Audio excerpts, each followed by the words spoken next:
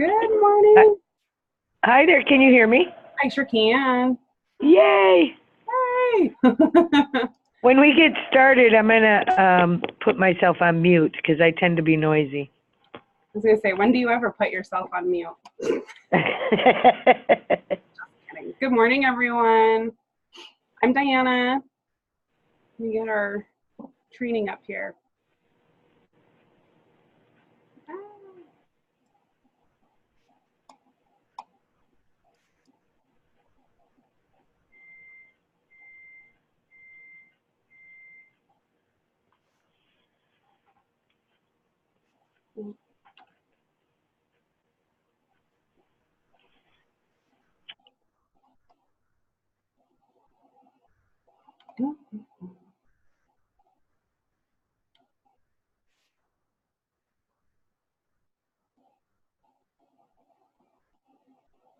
All right.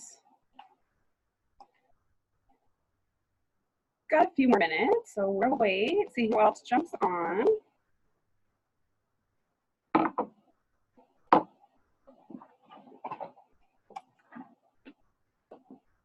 Happy Halloween to those who celebrate. I'm sure all your after-school programs will be nice and busy today.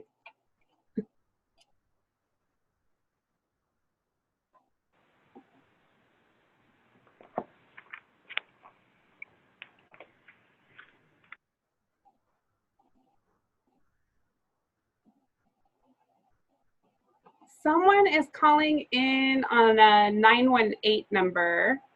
Can you identify yourself for me? Yes, this is Tiffany McPherson with QRS in Oklahoma. Oh, welcome. I was excited to see that you signed up. Oh, thank you.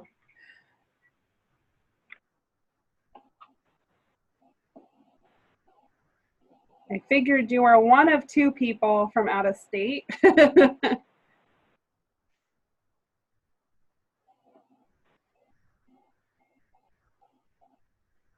Diana, can you hear?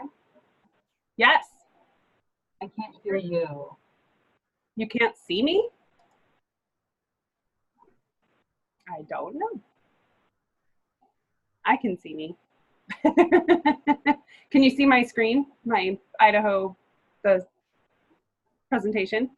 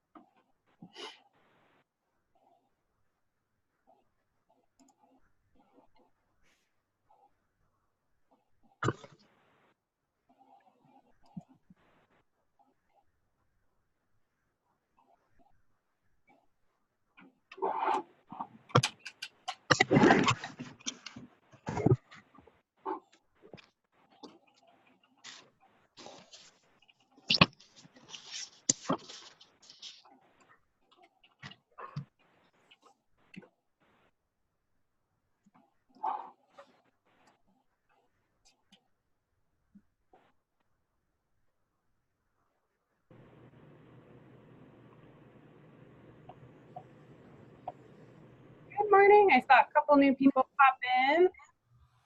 We'll get started in just a couple minutes. We're just letting people get in and get logged in. There's lots of you, so it'll probably be a little bit.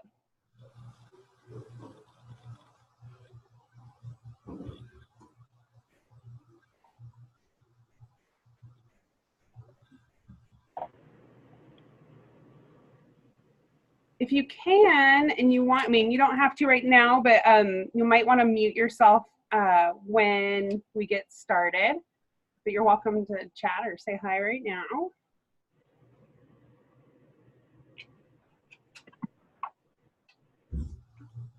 You guys, my office is freezing cold. I don't know about you guys.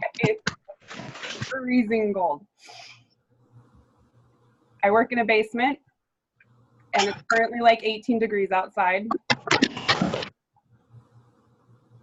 Diana? Hi. Hi, will you be able to send this training out to us afterwards also? It should be, it's being recorded. So Okay. hopefully, yeah. And then I can always send out the slides as well.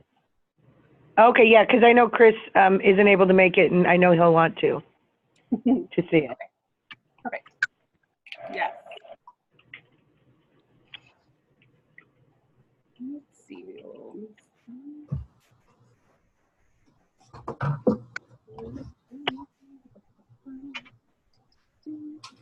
We still have people logging in, so we'll go another minute here, and then we'll get started, and people will just have to file in as they come in. Yeah.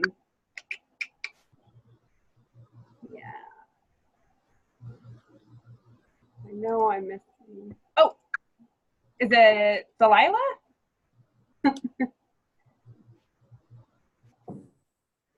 Did you have a question? I saw a raised hand, or were you practicing raising your hand? I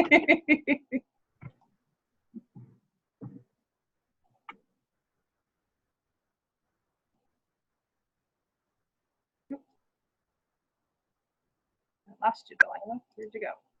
Ah.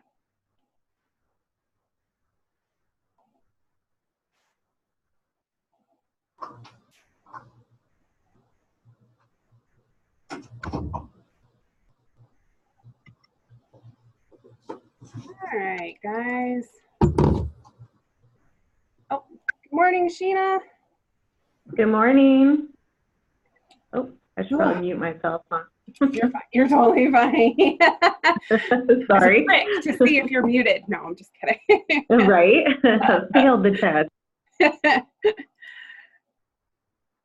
All good. Hopefully everyone can see my screen. You should have a like opening slide, intro to the Idaho building blocks. Yes?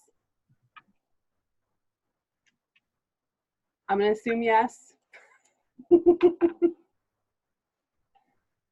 And we'll go ahead and I think I've got at least half of the people who registered on, so hope we'll just go ahead and dive in so we can be respectful of everyone's time.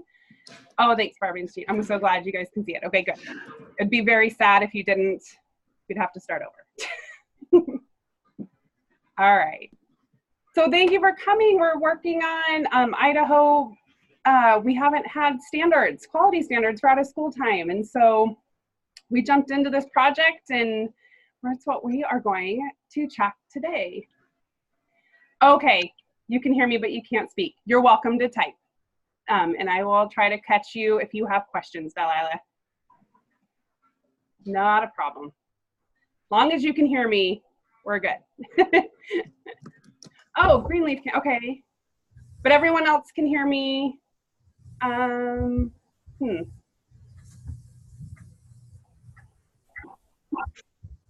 Okay.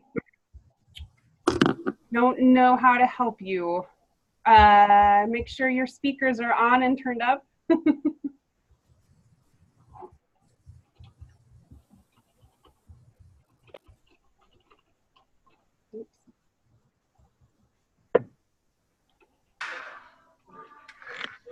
All right. Okay. So on today's agenda, we're just gonna, yes, make sure your audio, oh, I'm talking to somebody, can't hear me.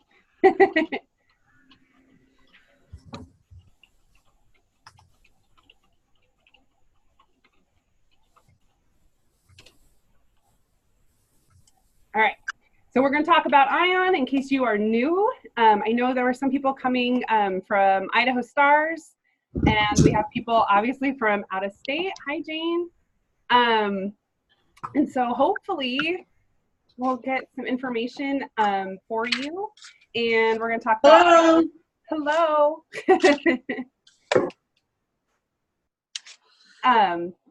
Building block background and building blocks themselves, because I'm sure that's why you guys are all here. Resources that we have that go with the building blocks and with Idaho Out of School Network, how to implement them, who can use them, and then some questions.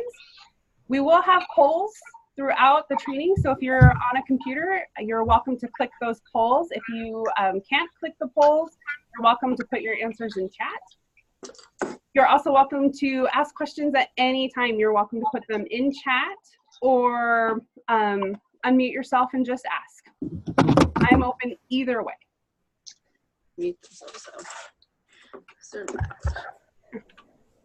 So here is our first poll. So hopefully you guys can see that.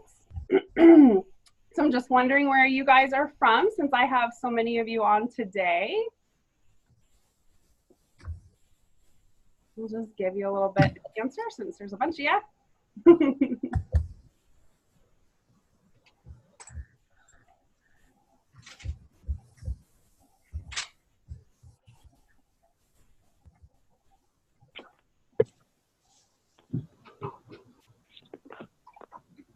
A few more that can answer.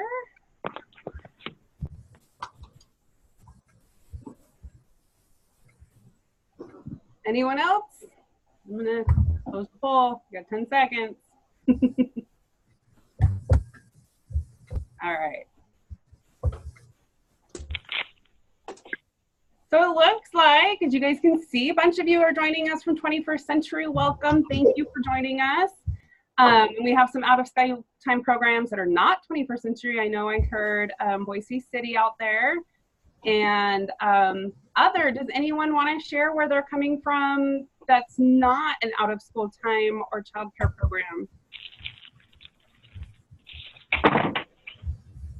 Anyone?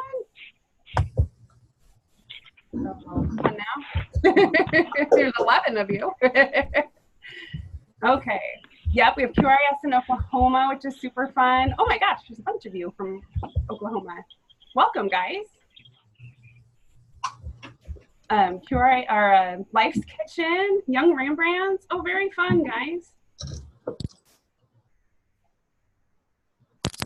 Oh, QRIS, for those who don't know, are quality rating and improvement systems.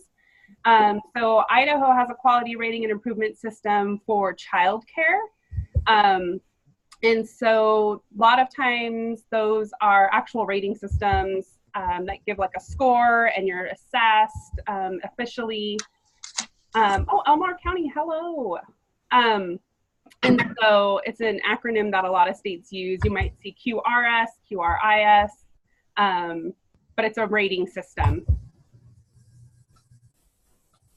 All right. And we're going to explain today how ours is different than that. Ooh, one more poll for you. Hold on. You'll see your poll pop up in a second. I'm just curious if you do work with children, just curious how many children your program serves.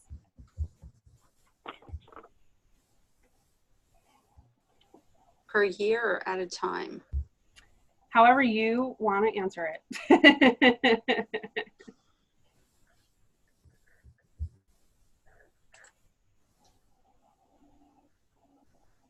Oh, welcome, Idaho Stars. See you popped in. I'll give you a couple more seconds if there's anyone struggling and wants to answer.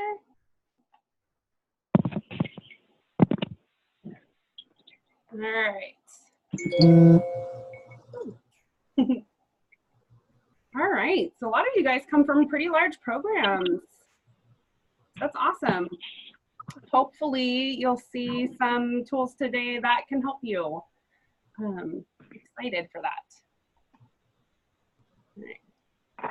We'll pick up some more polls as we go along. Thank you for playing along with me. Question.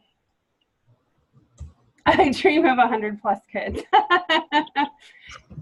Be careful what you wish for, right? No. Jane, what program are you with? Remind me.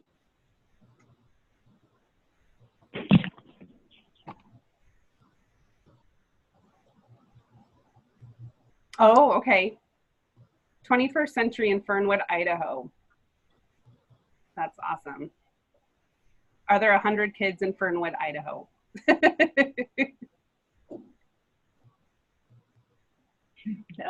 Yep. Yeah. So anyway, we're going to talk about ION. This is our whole team up there at the top. This is me. I'm the one talking to you in the middle. Anna Almarico is our director. And then we have Emily, I want to call her Smith, but she just got married. So it's Emily Bowman. And she is our program manager. Oh, I bet it's gorgeous in Fernwood, Idaho. So ION is the abbreviation that we use for the Idaho Out of School Network. And our mission is to ensure Idaho's youth have access to high quality out of school time programming. That's our end goal. It's cold here too, Jane, very, very cold. We officially launched in 2014, so we are a very new program. And although we're the only out of school time network in the state of Idaho, every state in the country has one, has some form of out of school time network. So we are in good company. One of the misconceptions we often find is that we do not offer actual programming. We don't serve children directly. We help advocate, promote, we connect families to programming when they need it. And then our biggest task, similar to Idaho Stars, if you come from that world, is we provide providers with resources, training to help up the quality in out of school time programming. That's our main focus. And man, we partner, if you're out there, we will happily help you and partner with you, educators, policymakers, community advocates, agencies, youth organizations, and I didn't put on here, but for-profit business as well. Sometimes they're our biggest support.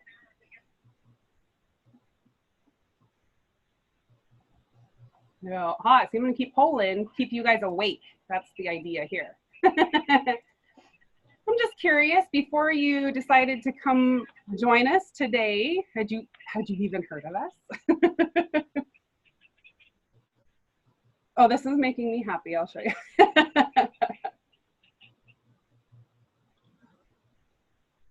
Give you a few more seconds in case I woke you up and you have to click.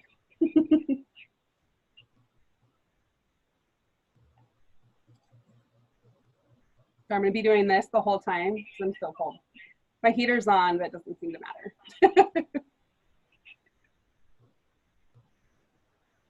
All right. Yay! I'm super thrilled that most of you have heard of us, and the small group of you that haven't, hopefully by the end of this hour, you'll know more. Sheena, the polls should be coming up on your computer. And so if you're not on a computer, I can read them out and you're welcome to just put them in chat. So if you clicked on the button in the poll, it'll submit your answer for you. And all we were asking is, before this workshop, had you ever heard of ION or used an ION resource? So I'll read them out loud from now on, just in case there's people who can't see them. And it looks like most of you have, so that makes me feel a little better.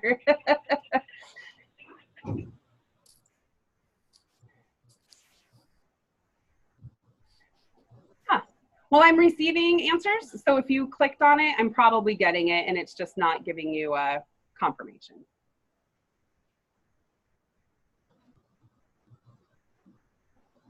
All right, let's stop share, move on.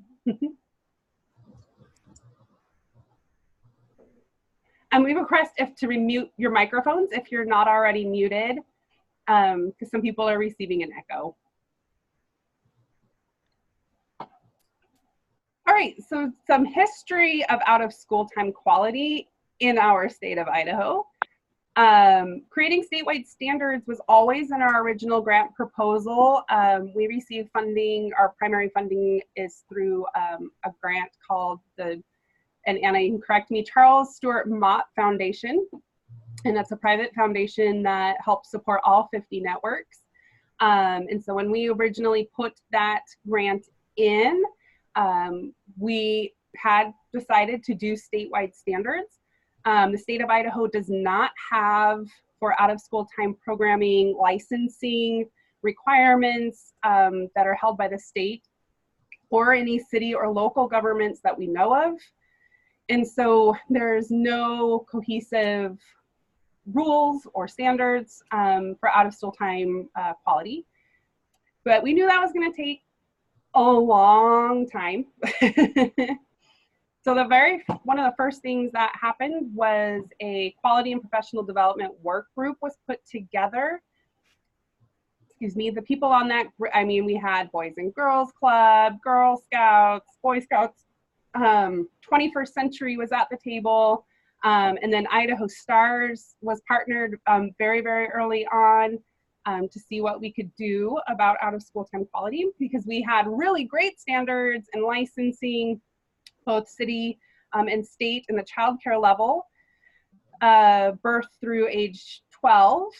We also have the Idaho Child Care Program that provided some standards as well. So once you were out of school time, kind of not much out there.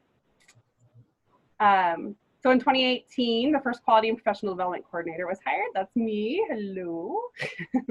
So one of my big tasks was to get these standards written and out there for everyone.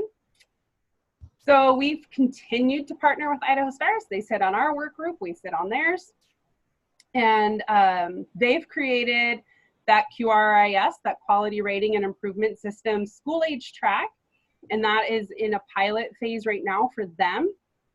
But we realized early on that that system is awesome and it's super high quality, but we needed a foundational system that was in place for our providers. And we couldn't fit all of the different types of out of school time programming into the quality rating system that Idaho Stars provided. And so we kind of have divided and we're doing both at the same time now. We did receive some funding that was dedicated to out of school time quality, and that came through the Idaho Department of Health and Welfare, and that gave us kind of a boost this last year to kind of finally finish that. Excuse me. Yes, so the QRIS is for youth up to age 12 if they're in a child care program.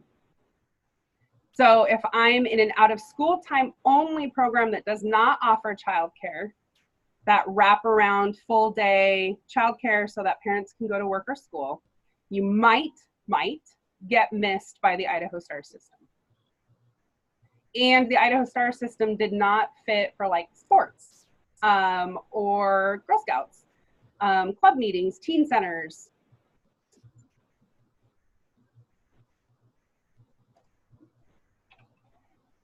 In May of this year, we went all around the state. We went to, I think, 7 different spots, 6 or 7 different spots. Mind is fuzzy. And we held roundtables specifically on the building blocks. And we kind of got a feeling of what people wanted, what they needed, what they would like to see out of a standards system. And then in September, we actually introduced the Idaho building blocks for out of school time quality. And that's what we're talking about today. And that was the fun workbook that we provided.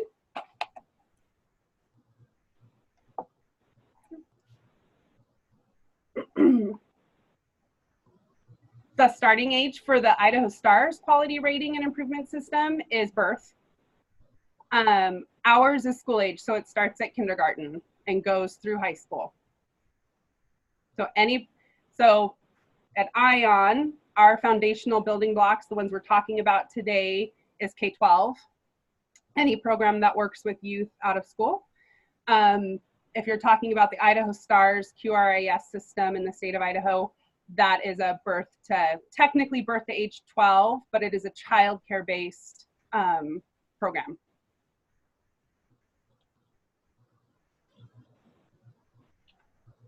So with those roundtables gave us some really big shoes to fill and asked a lot out of us.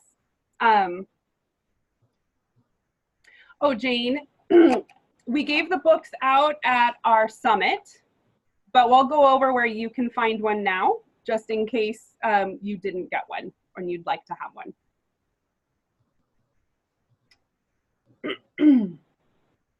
Sorry, guys.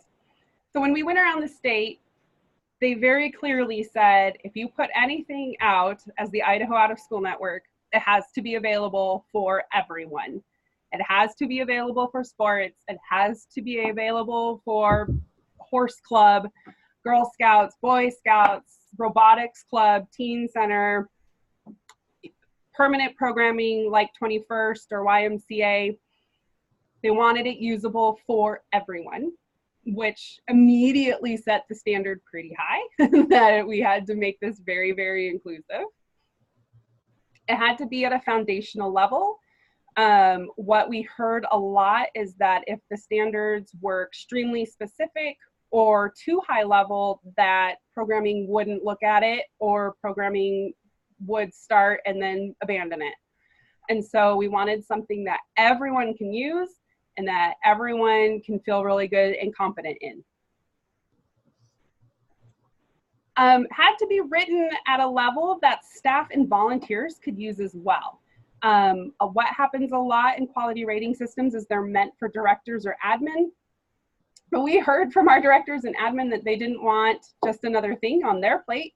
And so if that was something that staff and volunteers could use as well, they were all for it. Had to be based in national research and data. We didn't want to reinvent the wheel. The research is already out there. Every state has a version of this. They've already done it. They've done it very well. And so there was no use in reinventing the wheel for the state of Idaho. And so we have done that. Had to be easy. I think that was probably our number one request over and over again. Easy, easy, easy, easy, easy, easy to use, easy to look at, easy to hand off, easy. So hopefully that is what we've done. Free and voluntary.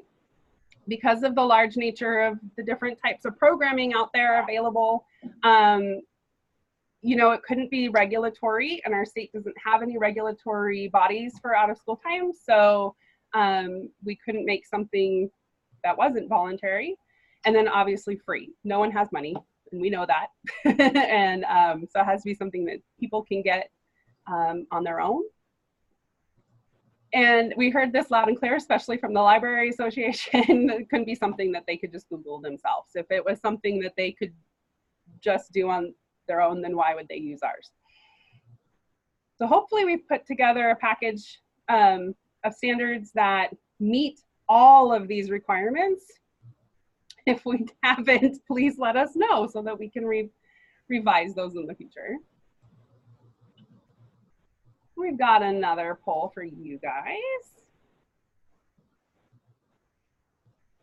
And for those of you who maybe can or cannot see it, does your program currently use quality standards or a quality tool? Doesn't have to be IONS, but whether you're using Idaho Stars quality rating, 21st, YMCA.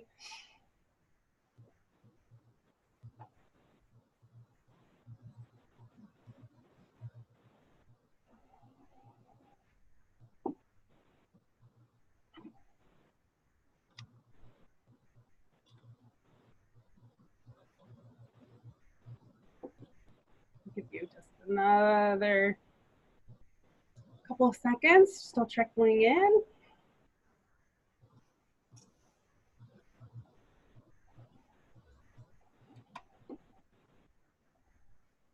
Anyone else?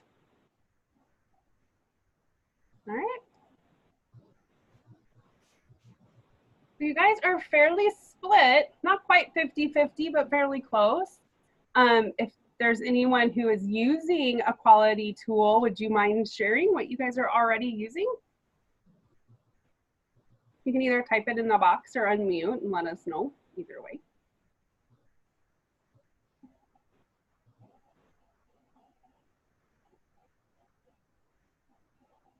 Oh, come on. There's at least 9 of you who said you were using some sort of quality tool out there.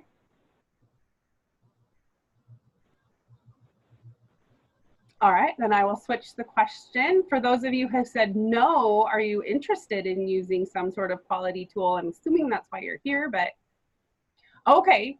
A tool provided by your school. That's pretty common for those programs that are already located in a K-12 setting to be using whatever standards the school uses themselves.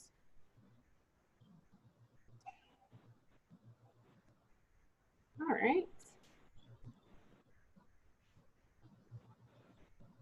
So why is quality important? Why was this something that we added to our grant immediately? Because research, we know, I think everyone probably knows this intuitively, that research shows positive outcomes for youth are more likely when youth are engaged in high quality after school programs, right? We increase the rate of graduation and higher grades, and we lower the rate of drug abuse and alcohol abuse when people are in programming.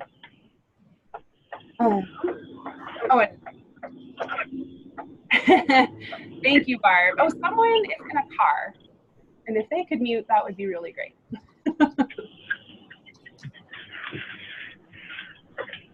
And Barb says she is with the city of Boise, and they have started using the assessment tool we're talking about today. And Anna, our director, wanted to point out that as we created the building blocks, we considered the guidelines of 21st YMCA, Boys and Girls Clubs. And so these are going to be complementary to those systems that you're already using. They won't replace your system, but hopefully will add some ideas and items to those systems you're already using.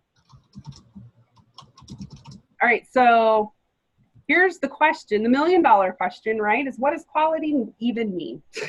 We know that if people are in high-quality programs, they're doing well, but what does that mean?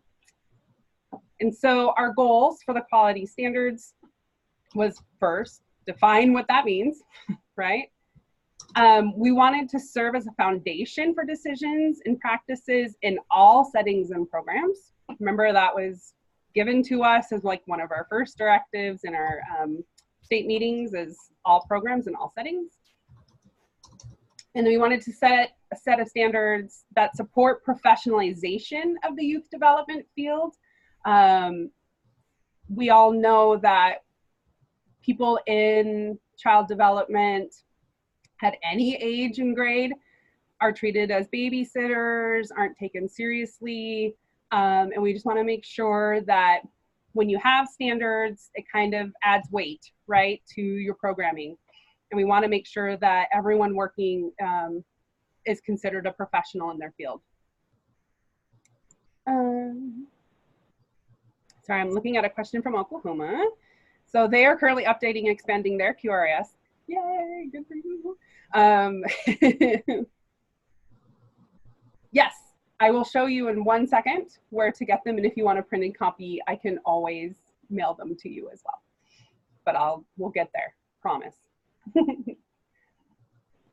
And we wanted to provide an ongoing framework to advance this ongoing framework, right? To advance the field and increase quality. So what's nice about this tool is it's not a one-time and done or a one-time score or anything like that. It is meant to give you the foundation and then a continuing practice of making sure that you're meeting quality standards. That was really important to us. So what are the building blocks? So the first thing that we're going to look at is the actual building block. It's kind of, if you will, the title. It's the guiding quality principle of the area you're working in. Then we have what's called standards, and those are the definitions or the intent of the building block itself. And then we have the indicator, and those are the actions that programs can take to meet the standard. And so if you see the circles getting smaller, so the big circle is your quality, your title, then you have your standard definition, and then you have the indicators that meet those standards. So the 8 building blocks that Idaho went with, and some states have more. I don't believe any states have less. And this is kind of an amalgamation of lots of different states, and this is what we took around to our meetings in the state as these blocks, and we saw what was important to the people in Idaho. So the very first one is intentional program design. 2 is supportive relationships and environments. 3, youth voice, leadership, and engagement. 4, responsiveness to culture and identity. 5, community, school, and family engagement. And I will tell you that one went through a few title changes, and it was very, very important to several people that all 3, community, school, and family engagement, were included. 6, organizational and leadership management. 7, youth safety and wellness. And 8, ongoing staff support and volunteer development. If you were at one of our regional roundtables earlier this spring, you will see 2 that are missing that we heard very, very clearly.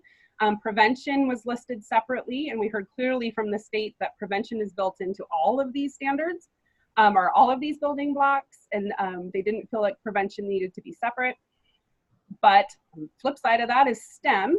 STEM was originally listed here, and the state really felt that STEM was a programming need and a curriculum need, and it needed its own separate set of guidelines. And so that's something we will be working on in the upcoming year, is a quality STEM guide as well, that is separate from this foundational guide. So this is our guide. If you couldn't see me holding it up earlier, this is the cover of our guide. And this is where we can find it. And I will take us there real quick since you guys asked. So our website, idahooutofschool.org. We have a tab at the top that's called Quality. And then underneath that is our building blocks. So Oklahoma, this is where you can find it. Unless you want me to mail a copy, then just let me know. So up here at the top is Quality. Here's our building block page. You guys are seeing this, right? I'm on the right screen. Making sure. And right here is See the Guide. If you can click on that. Here is our entire full guide that anyone can save, print, make copies as you guys see fit.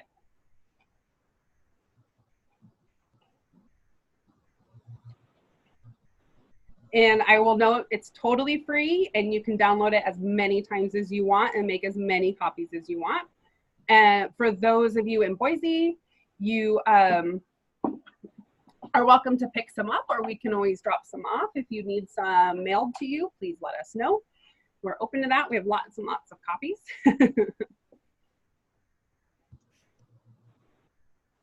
Oh, thank you, Jane. Jane just commented that she spent all summer going through our trainings, and the intentional design component has made a huge difference.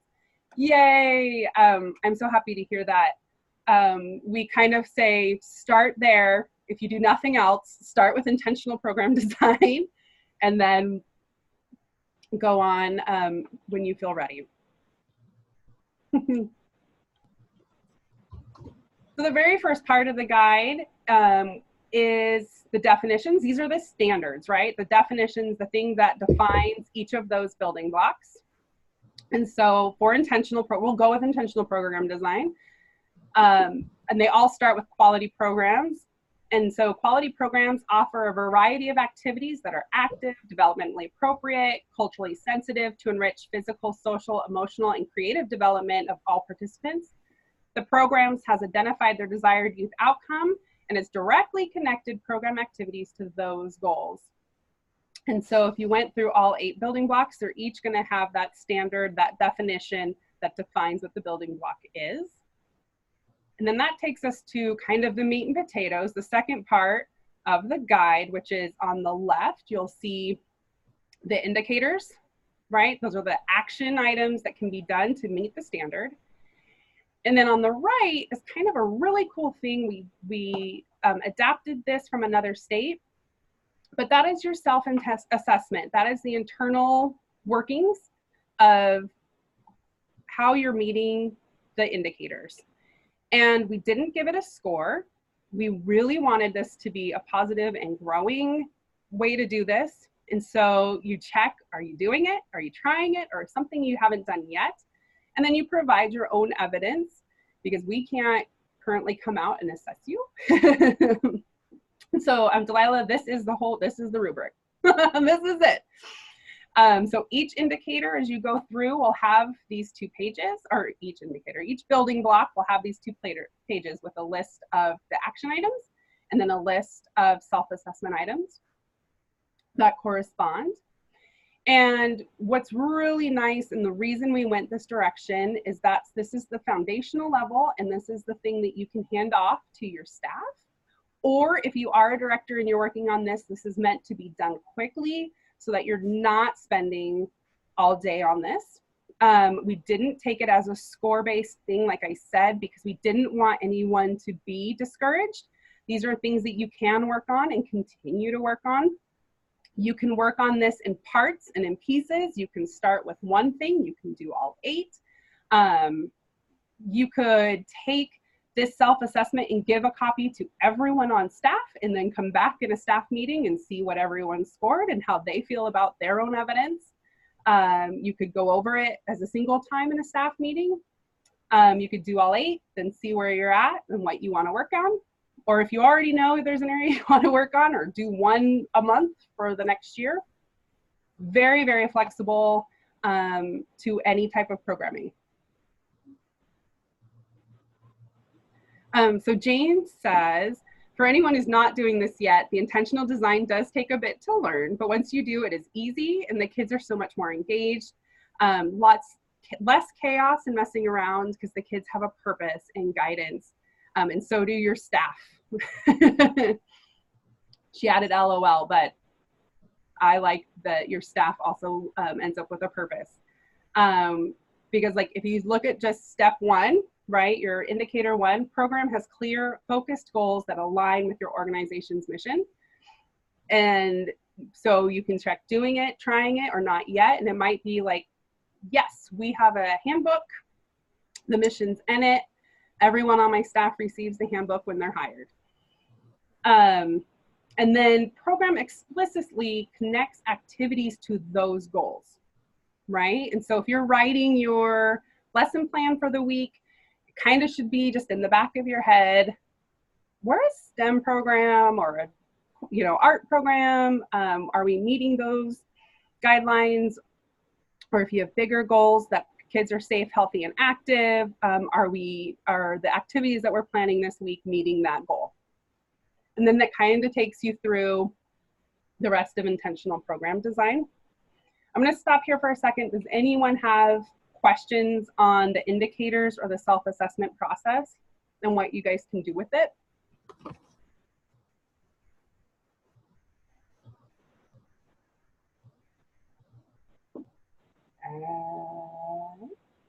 You can stop me if you do have questions later.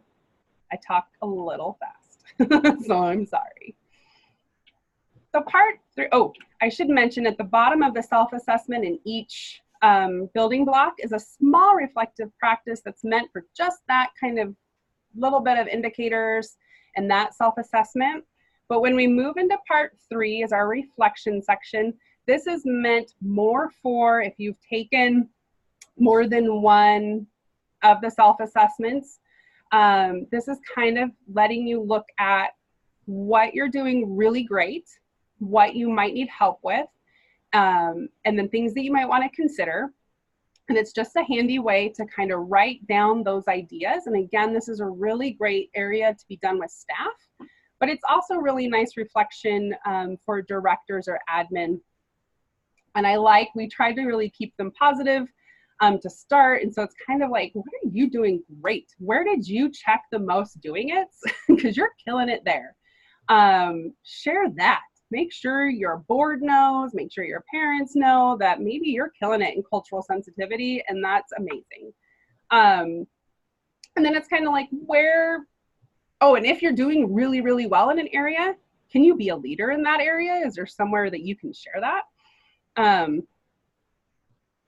Oh, that's a great idea, Delilah. She says, have your staff set goals from your self-assessment. I think that's amazing. And then it kind of walks you into, okay, so where did you check not yet? How do you work on those? And then it kind of brings you down slowly to like, what are a couple of things that you want to change? And then you can work through how you want to change that. Speaking of how you want to change that. So part 4 of the guide is called Continuous Quality Improvement. And it's a 4-step plan, and the plans are listed in the guide. I won't go over all the steps for these, but step 1 is your plan, identify the opportunities. And if you've done all the self-assessments, and you've done, not all, if you've done the self-assessment in an indicator, and you've done some of the reflection, then you should already kind of know the opportunities that you want to work on. And then you kind of create a plan. We walk you through how to do that. You implement your plan, and then you check it. I think that's a really important part of the improvement process is, how is it doing? Do we need to change things or not? And then step 4 is that adjust. And I put a few things. Do we continue this plan? It's working okay. Let's continue on. Do we need to start over? This plan did not work, but we want to keep working on this indicator. So we're gonna start a new plan, try something new. Do we need to scale this plan up? It's working really, really well, and now we wanna go bigger? Or is it time to move on? This plan didn't work. This might not be the indicator we can start with. We need to start with something more foundational, or because we started this plan, we found another indicator that is more aligned with something we need to work on, and so we're gonna change. And all of that is valuable information. So if you start this plan, and when you're in our guide, we have notebook pages, and in our resource guide, we have some kind of quick and simple ways to make these plans. Does anyone have questions here? I know this one I made really, really broad because there is so much information in the quality improvement process.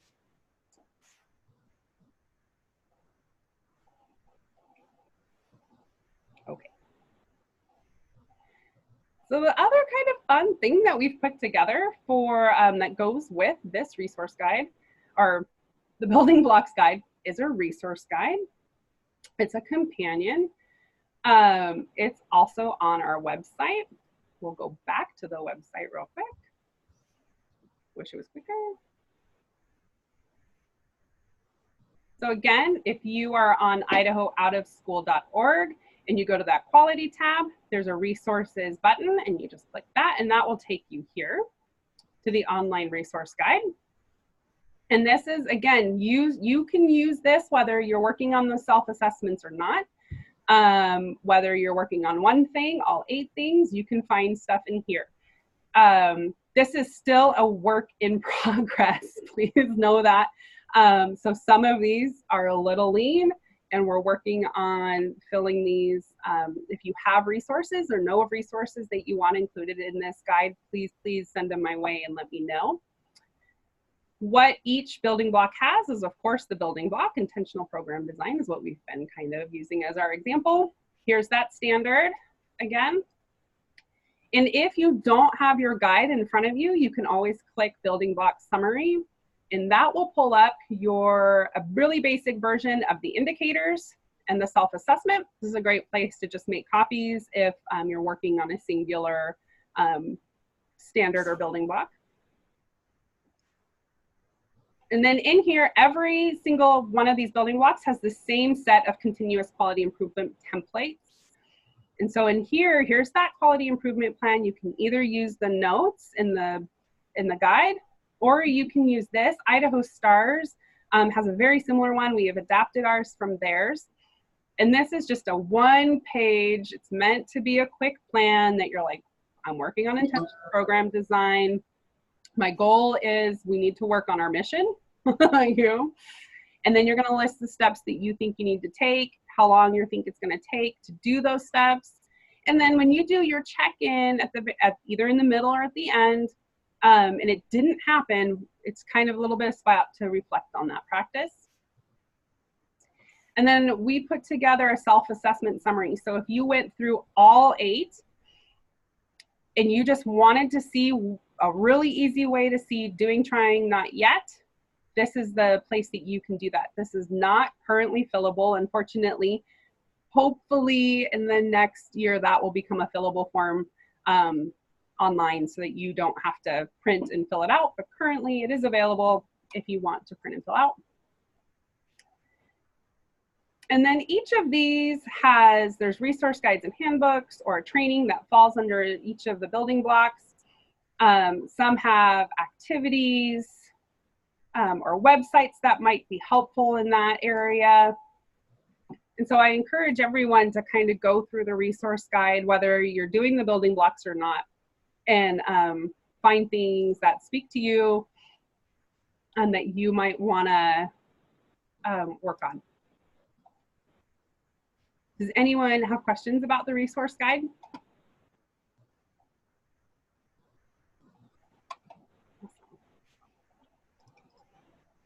So who can use the building blocks? Of course, programs. That's why you guys are here, right?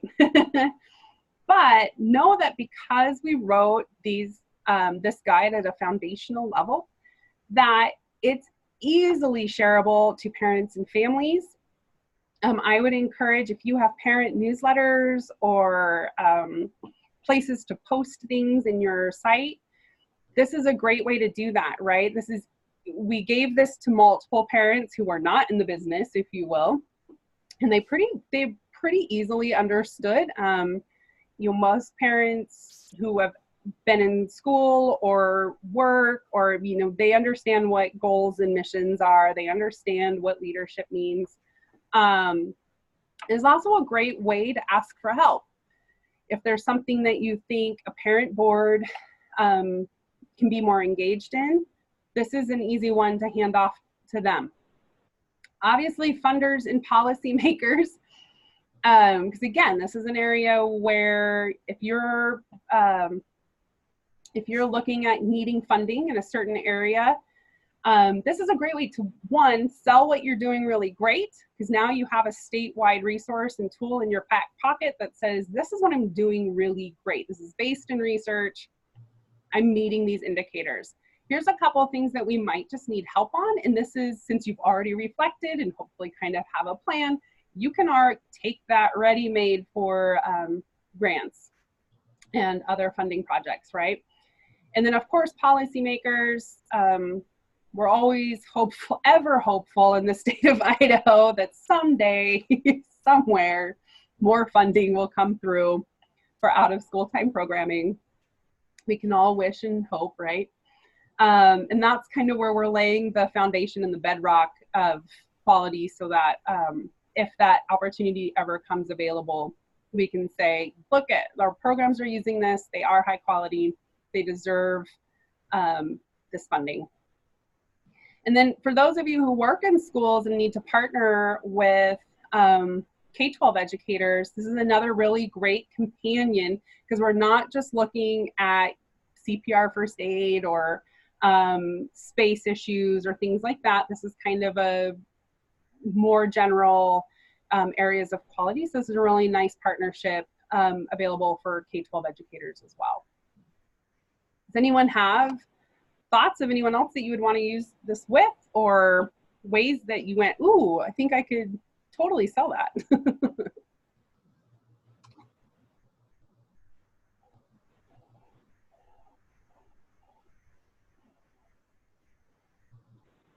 Oh, that's right. Anna's, she kind of sent a link out.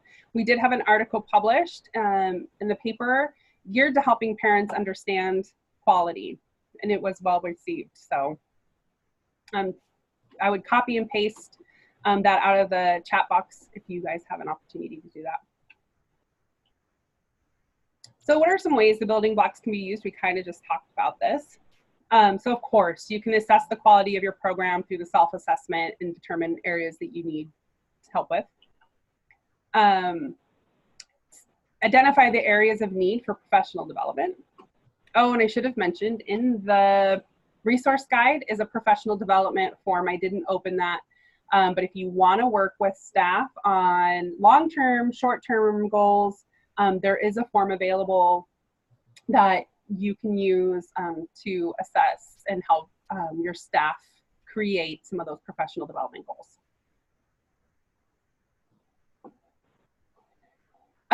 Delilah, your comment got cut off, I think. Is there a, and then I don't have anything else after that. So if you want to type your question again, that'd be really helpful.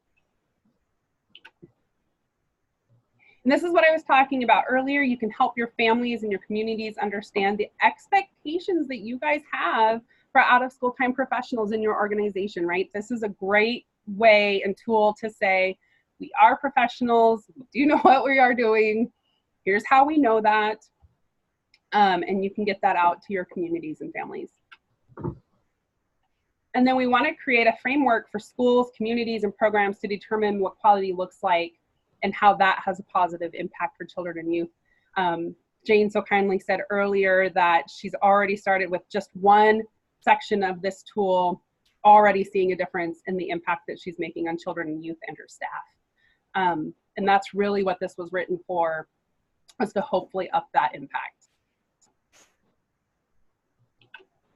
So we'll do a quick poll because we're getting close to the end. You guys have been awesome. I appreciate your time.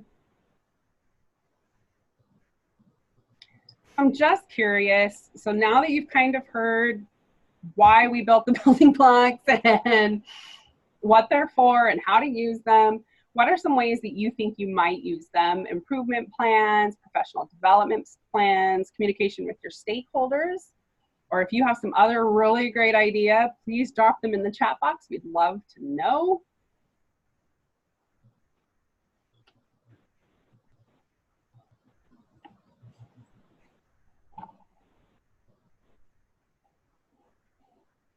I'll give you a few more seconds if you're thinking about it.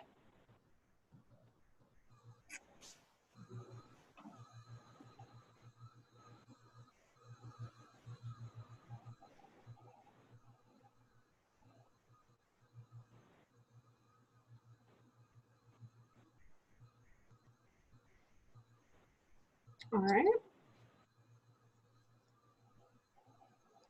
So I'm really happy to see that the majority of you said all of the above. Stakeholders weren't clicked specifically, but I'm okay with that. Well, I think it's all right. All right, one of you said other really great idea. So I would love to hear your idea if you're willing to share it. Whoever said that.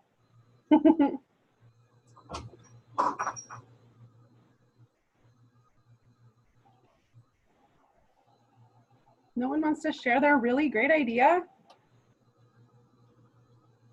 All right, if it comes to you, we'll get back around to it. Because I have more polls. So give 1 sec.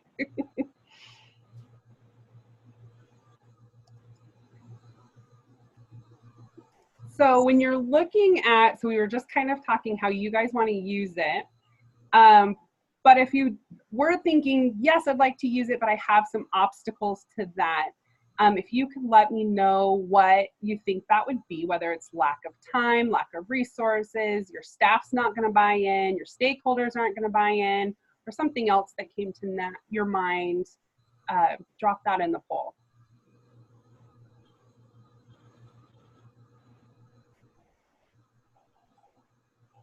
Thank you so much for that, Jane. I really appreciate your comment. So happy. This is my life for the last year.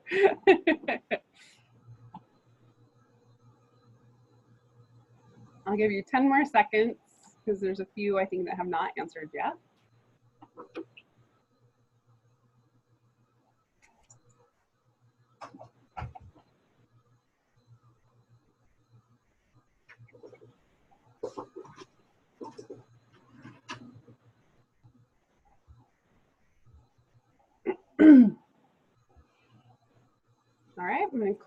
close the poll if there's no one else.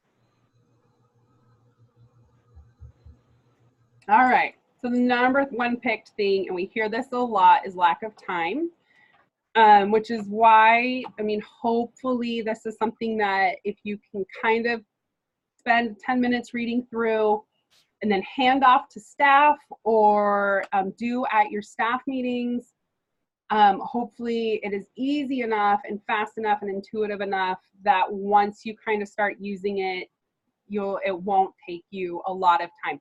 Because it's certainly not built the same way as a lot of the other quality rating systems out there, and you're not adding scores and you're not trying to get a rating. No one's coming to visit your program unless you want me to, or Anna will come visit. But we don't have to visit. You're not setting aside time for that.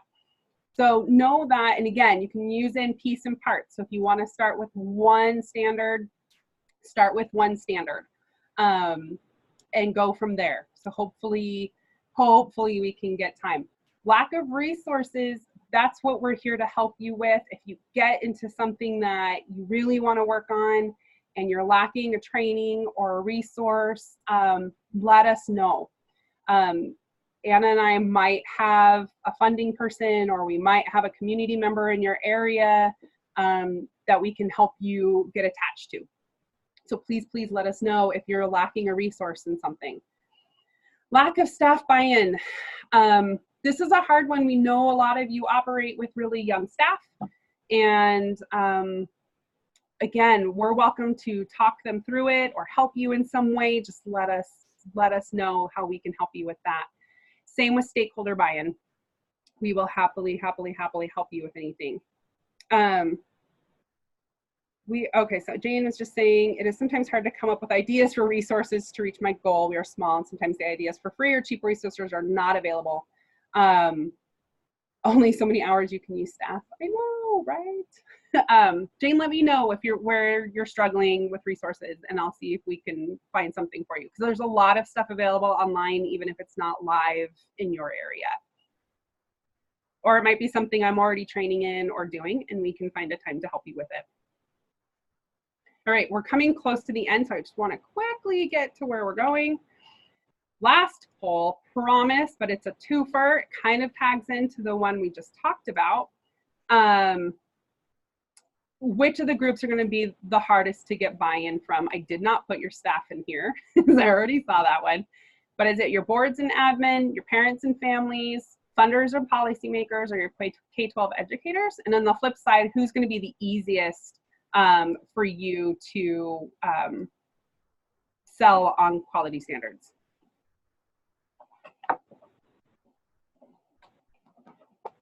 So you'll have to click twice. There's one for hardest, one for easiest. Hardest on top, easiest on bottom.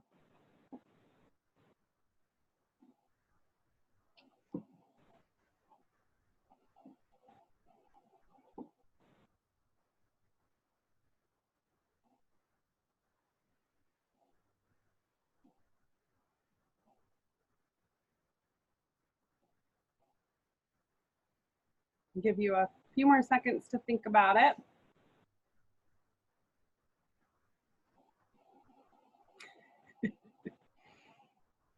Jane just commented that she likes the idea of parents and families, but getting them involved and supportive is another story.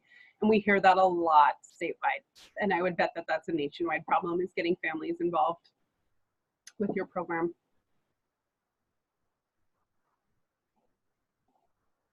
All right, I'm gonna close for now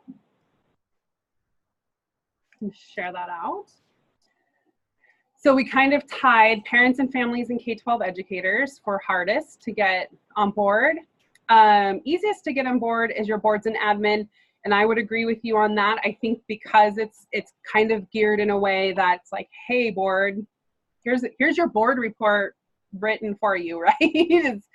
This is what we're working on. This is the standard we're in. Hand that over to your boards and your admins. Pretty easy sell there. I would say parents and families and your K-12 educators, again, I think, and we can help you with this if you need it or want it, work through that community, school, and family engagement section.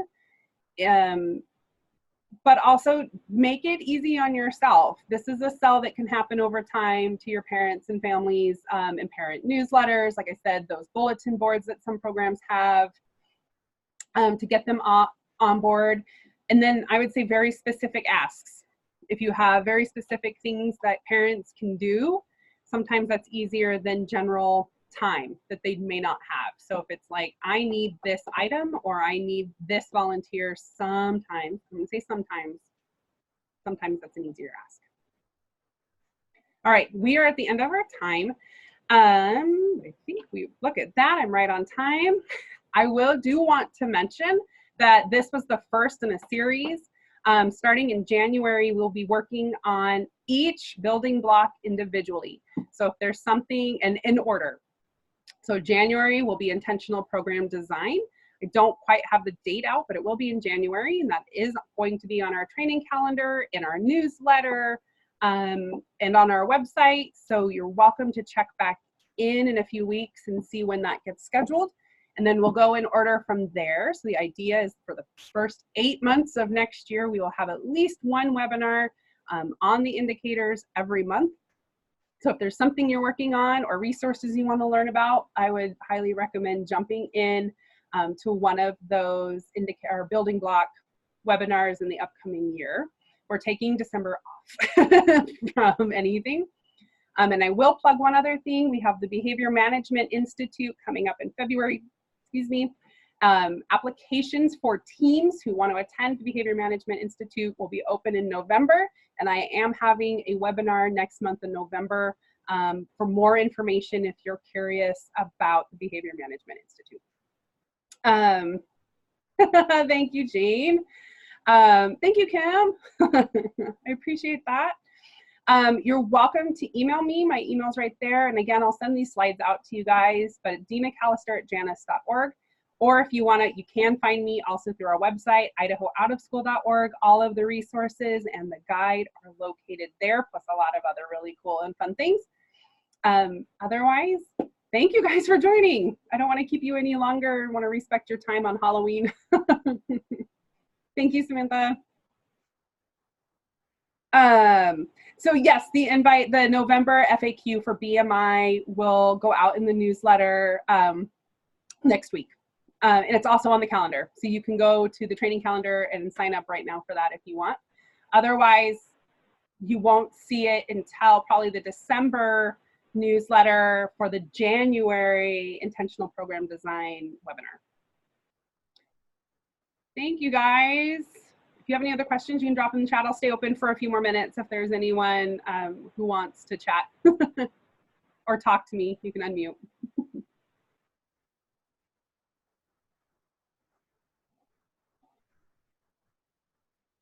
Oh, and you're probably all gone, but just in case you're not, this will be recorded.